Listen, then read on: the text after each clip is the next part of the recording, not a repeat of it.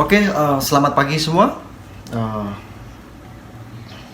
Assalamualaikum warahmatullahi wabarakatuh. Selamat pagi, salam sejahtera bagi kita semua.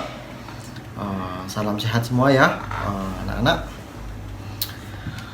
Baiklah, pada pertemuan kali ini kita akan bahas tentang penguatan konsep seni musik, seni tari, seni rupa, dan keterampilan ya.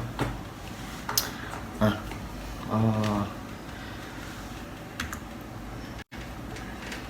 kita lihat pada gambar di samping ya. Gambar di samping ini menunjukkan seni pertunjukan seni musik, seni tari, dan seni teater.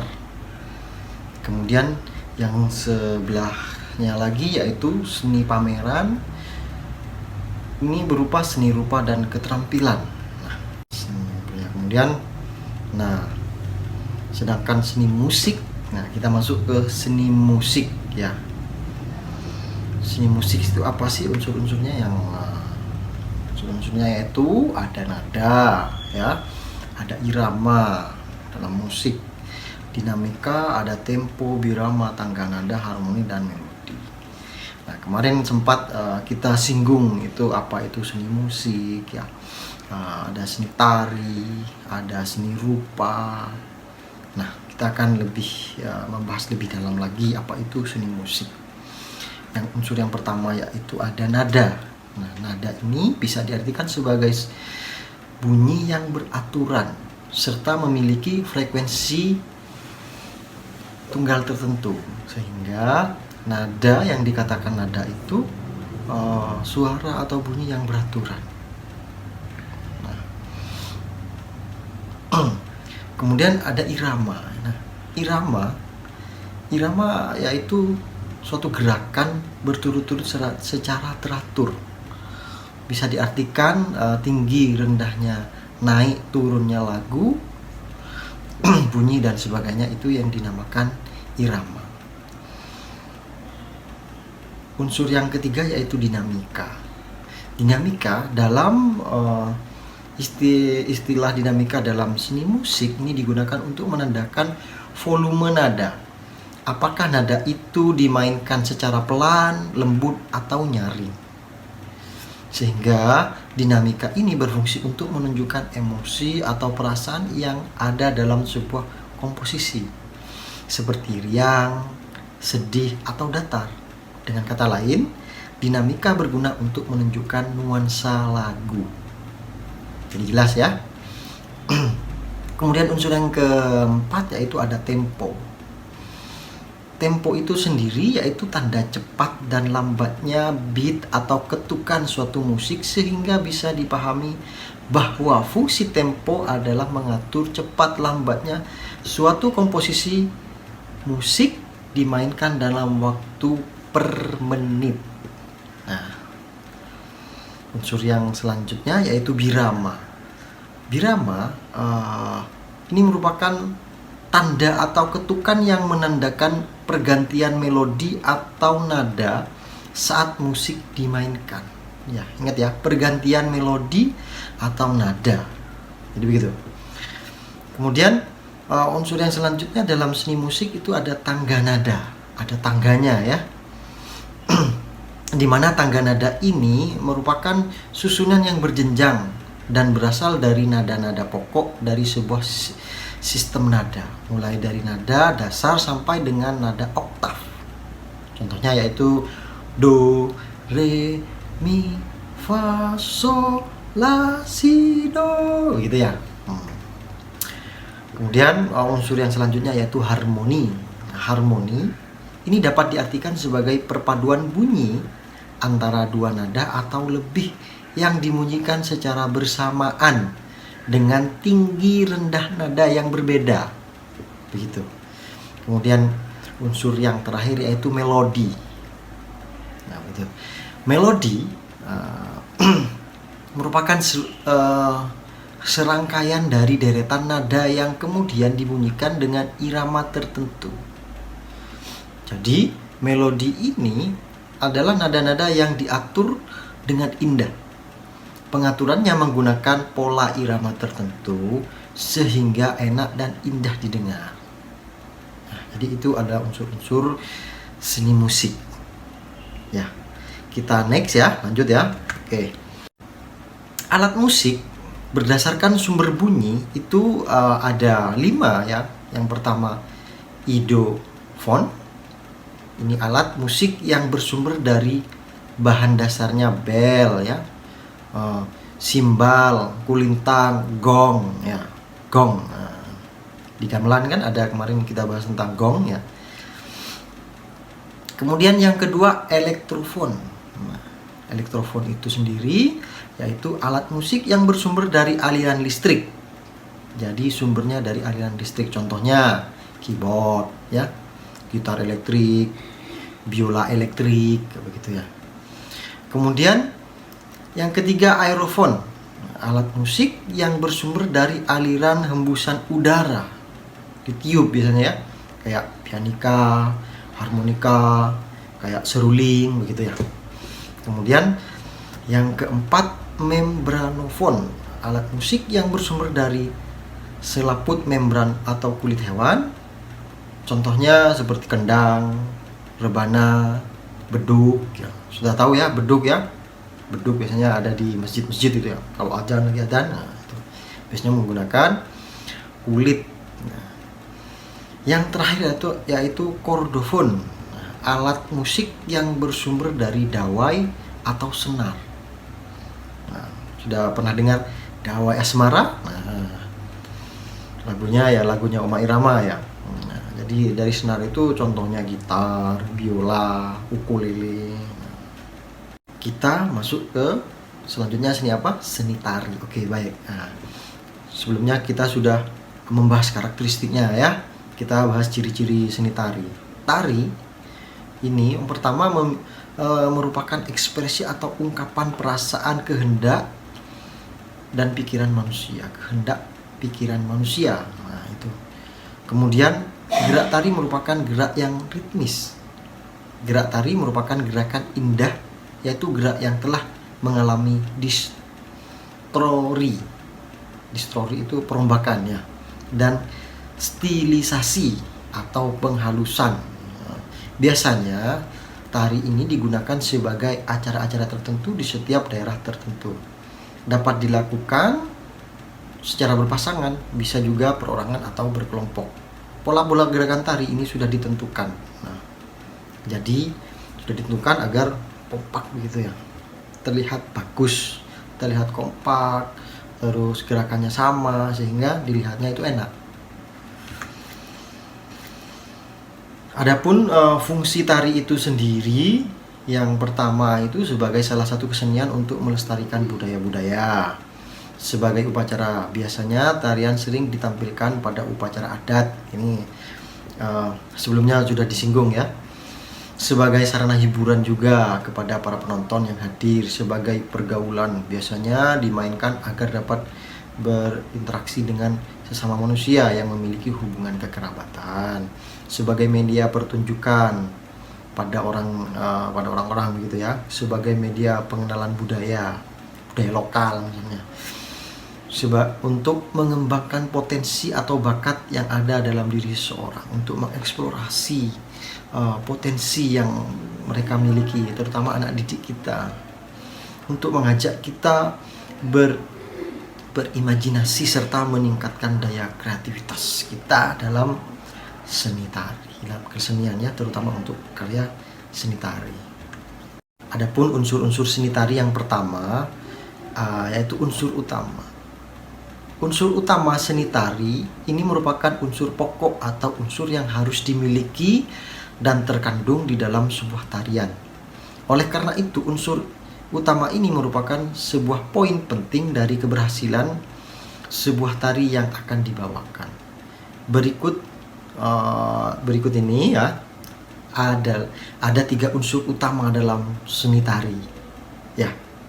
Nah, pertama ini wiraga, wirasa, dan wirama. Apa sih itu wiraga, wirasa, wirama? Nah, oke, Bapak jelaskan ya. Wiraga dalam seni tari ini merupakan suatu gerakan dalam seni tari di mana sebuah tarian harus dapat membuat gerakan tubuh yang estetis, ritmis, serta dinamis. Walaupun tidak semua gerakan dalam tarian mempunyai maksud tertentu di dalamnya. Misalnya seperti gerakan memutar pada pergelangan tangan yang dibawakan oleh wanita yang mempunyai maksud kelembutan atau keluasan, gitu ya. Memutar begini begitu ya. Sedangkan jika penari pria membawakan tarian dengan gerakan berdecak pinggang, artinya yang memiliki arti kekuasaan dan kewibawaan. Itu kalau laki-laki begitu ya. Wiraga. Selanjutnya yaitu wirama. Wirama ini merupakan suatu gerakan dalam seni tari. Tidak mungkin hanya berupa gerakan saja ya, tanpa adanya musik yang mengiringnya. Musik memiliki fungsi untuk mengiring gerakan si penari. Dengan musik di dalamnya, maka sebuah gerakan tarian akan mempunyai arti dan akan tercipta suasana tertentu di dalamnya. Suasana riang, ya, suasana sunyi, sedih, itu bisa diperoleh dari musik itu sendiri.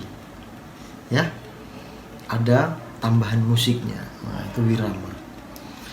Seorang penari haruslah mampu menari dengan ketukan, tempo, dan irama yang mengiringnya sesuai dengan lagu-lagunya itu ya, musiknya, sehingga penonton dapat merasakan keharmonisan di dalam tariannya. Selain itu, dengan menggunakan tempo dan irama, si penari tidak akan terlalu bergantung dengan gerakan si penari lainnya, tapi ia bisa menyesuaikan gerakan sendiri dengan irama yang mengiringnya. Misalnya seperti kecapi, gamelan, dan lain sebagainya ya.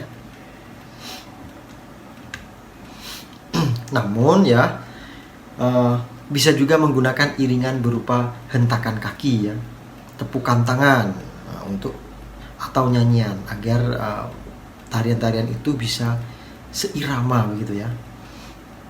Tadi selanjutnya yang ketiga itu wirasa atau rasa. Wirasa ini merupakan sebuah seni tari yang menyampaikan sebuah pesan dan suasana dari perasaan kepada penonton melewati gerakan dan ekspresi si penari. Maka dari itu, seorang penari harus mampu mengekspresikan dan menjiwai dari tarian yang dibawakan melewati mimik wajah dan juga pendalaman karakter. Misalnya seperti jika karakter yang dibawakan adalah seorang gadis yang lembut, maka gerakannya dimainkan haruslah lemah gemulai, begitu ya. Selain itu, penari harus menunjukkan mimik wajah yang cocok dengan karakter gadis tersebut ya. Contohnya misalnya berwajah garang begitu ya, terus lemah gemulai itu tadi, wajah sedih, senang, itu harus ditampilkan mimik wajahnya. Itu wirasa ya. Oke. Ada seni musik tari. Nah, kita lanjut ke seni rupa atau fine art, itu bahasa Inggrisnya ya. Dimana seni rupa ini suatu cabang seni yang menghasilkan karya seni di mana bentuk dan kualitasnya dapat dirasakan oleh indera manusia, khususnya indera penglihatan dan indera peraba. Ya, bisa dilihat, bisa diraba begitu ya. Berdasarkan bentuknya, seni rupa dapat dibagi menjadi dua, yaitu seni 2 dimensi dan seni 3 dimensi. Nah, apa itu seni 2 dimensi? Seni 2 dimensi ini karya seni yang hanya dapat dilihat dari satu sudut pandang saja dan mempunyai dimensi panjang dan lebar. Begitu. Contohnya lukisan, seni grafis, dan lainnya. Sedangkan seni 3 dimensi ini merupakan karya seni yang berbentuk seperti bangun ruang dan memiliki volume di mana dimensinya terdiri dari panjang, lebar, kali tinggi. Contohnya patung, seni arsitektur, seni kriya, seni keramik, dan lain-lain. yang berbentuk 3 dimensi begitu ya. Adapun unsur seni rupa yaitu ada yang pertama ada unsur titik, ada unsur garis, unsur bidang, dan unsur bentuk. Ini sempat disinggung di pembahasan sebelumnya ya. Unsur titik. Nah, unsur titik ini adalah unsur terkecil dan merupakan dasar dari semua ide seni yang akan dibuat oleh seorang seniman. Semuanya berawal dari titik, itu biasanya bilang ya. Semua berawal dari titik sehingga menghasilkan suatu garis, bidang, dan akan membentuk suatu pola gitu ya. Unsur garis, oke. Unsur garis adalah unsur yang menggabungkan semua titik-titik menjadi suatu bentuk tertentu. Garis tersebut akan membentuk ciri khas dan watak suatu karya seni. Kaku, lentur, keras. Nah, begitu. Contohnya ya. Unsur bidang yaitu hasil pengembangan dan penggabungan dari banyak garis sehingga menghasilkan beberapa sisi dalam suatu karya seni. Nah, digabungkanlah garis-garis itu seni untuk bidang gitu ya. Kemudian unsur bentuk. Bentuk yaitu unsur yang membuat suatu karya seni menjadi lebih bermakna dan hidup dengan segala detail dan sentuhan yang membuatnya lebih indah. Jadi bentuk ini penggabungan dari titik-titik, garis-garis bidang, dan sehingga membentuk. Unsur bentuk membentuk, dan itulah yang dinamakan seni rupa.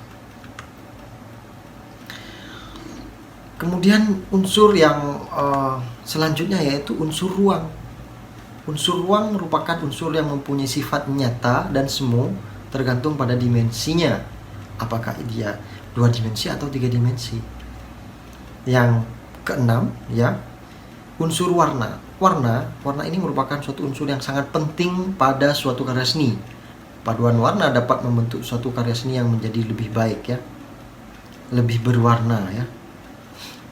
Lebih asik kalau ada warnanya, sehingga unsur seni rupanya itu lebih real begitu. Kemudian unsur tekstur. Dalam tekstur ini sifat atau keadaan yang terdapat pada suatu karya seni. Di dalam seni, tekstur terdiri dari 2 jenis, yaitu tekstur semu dan tekstur nyata. Tekstur. Nah, kemudian yang selanjutnya unsur terang dan gelap. Unsur terang dan gelap ini maksudnya unsur yang dapat membuat suatu karya seni terlihat lebih nyata karena berhubungan dengan detail suatu objek dalam seni rupa. Nah, bagaimana cara membuat prakarya untuk anak? Pertanyaannya untuk anak SD, kan kita fokusnya di sekolah dasar, jadi membuat prakarya akan menumbuhkan apa sih manfaatnya? Nah, bagi anak SD begitu ya kan. Membuat prakarya akan menumbuhkan sifat inovatif dan kreatif bagi anak SD. Selain itu juga bisa mencerdaskan anak dan mengingatkan kemampuan motorik halus anak. Skill ataupun keterampilan yang dikembangkan sejak kecil akan berguna bagi masa depannya. Karena keterampilan itu sangat dibutuhkan dalam kehidupan sehari-hari, baik itu untuk diri sendiri dan orang lain. Kegiatan prakarya juga bisa menyeimbangkan otak kanan dan otak kiri. Otak kiri yang lebih mengacu kepada hal-hal yang bersifat logis akan bekerja dalam memikirkan bagaimana cara membuat dan langkah-langkahnya, sedangkan otak kanan lebih mengacu kepada seni atau bagaimana agar terlihat indah. Jika otak kanan maupun otak kiri seimbang, kemampuan sang anak dalam bidang apapun akan meningkat dan lebih bisa mengatur emosi, tentunya begitu ya. Jadi seni ini untuk penyaluran ide ataupun emosi anak itu kan bisa. Oke, mungkin seperti itu saja pertemuan singkat pada pagi hari ini ya, tentang apa itu konsep seni musik, tari, dan seni rupa. Nah, bagaimana kenapa sih harus diterapkan di SD itu? itu sendiri ya. Oke, baik, terima kasih semuanya.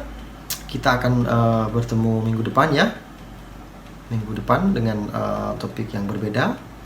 Akhirul kalam, wabillahi taufiq walhidayah. Wassalamualaikum warahmatullahi wabarakatuh. Selamat pagi.